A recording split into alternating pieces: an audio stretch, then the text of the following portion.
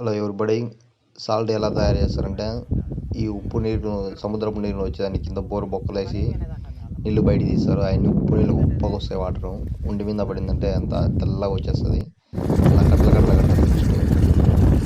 తర్వాత వారం ఇట్లా చిన్న వేసేస్తాడు కట్టలు.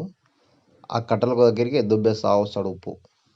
అంటే పైన వచ్చేదంత దుబ్బి దుబ్బి తర్వాత రొంత గడ్డ అయితేనే అది కొద్ది కుప్ప వేస్తూ వస్తాడు. కుప్ప వేసినాక ఇలా అంతా ప్యాక్ చేసి బందోబస్తు చేస్తారు. ఉప్పు ఉప్పు ఉప్పు మా ఉప్పు